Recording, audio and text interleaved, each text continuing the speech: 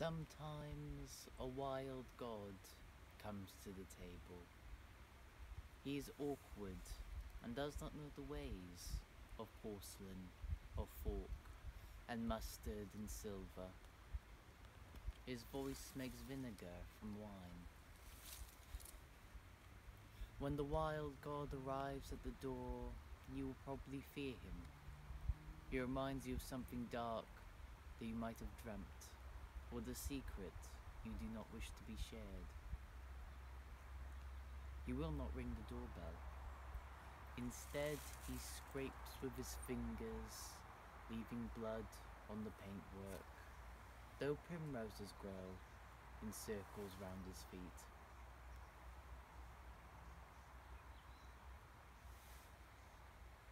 You do not want to let him in. You are very busy. It is late or early, and besides, you cannot look at him straight, because he makes you want to cry. The dog barks. The wild god smiles. He holds out his hand. The dog licks his wounds and leads him inside. The wild god stands in your kitchen. Ivy is taking over your sideboard. Mistletoe has moved into the lampshades, and wrens have begun to sing an old song in the mouth of your kettle. I haven't much, you say, and give him the worst of your food. He sits at the table, bleeding. He coughs up foxes. There are otters in his eyes. When your wife calls down, you close the door and tell her it's fine. You will not let her see the strange guest at your table. The wild god asks for whiskey, and you pour a glass for him, then a glass for yourself. 3 snakes are beginning to nest in your voice box. You cough. Oh, limitless space. Oh, eternal mystery. Oh, endless cycles of death and birth. Oh, miracle of life. Oh, wondrous dance of it all. You cough again. Expectorate the snakes and water down the whiskey, wondering how you got so old and where your passion went. The wild god reaches into a bag made of moles and nightingale skin. He pulls out a 2-reeded pipe, raises an eyebrow, and all the birds begin to sing. The fox leaps into your eyes. Otters rush from the darkness. The snakes pour through your body.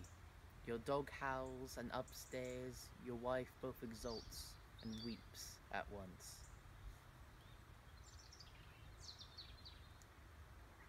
The wild god dances with your dog. You dance with the sparrows. A white stag pulls up a stool and bellows hymns to enchantments. A pelican leaps from chair to chair.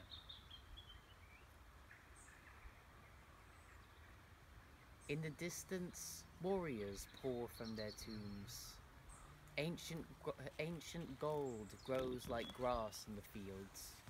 Everyone dreams the words to long-forgotten songs. The grey hills echo, and the grey stones ring with laughter and madness and pain.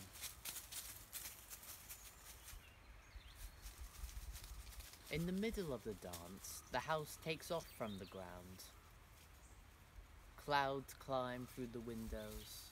Lightning pounds its fists on the table. The moon leans in through the window.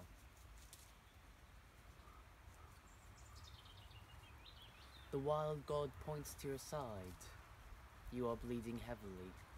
You've been bleeding for a long time. possibly since you were born. There is a bear in the wound. Why did you leave me to die? Asks the wild god, and you say, I was busy surviving. The shops were all closed. I didn't know how. I'm sorry. Listen to them. The fox in your neck, and the snakes in your arms, and the wren and the sparrow and the deer. The great unnameable beasts in your liver and your kidneys and your heart. There is a symphony of howling, a cacophony of dissent. The wild god nods his head, and you wake on the floor, holding a knife, a bottle, and a handful of black fur. Your dog is asleep on the table. Your wife is stirring far above. Your cheeks are wet with tears. Your mouth aches from laughter or shouting. A black bear is sitting by the fire. Sometimes a wild god comes to the table. He is awkward and does not know the ways of porcelain, of fork, and mustard, and silver.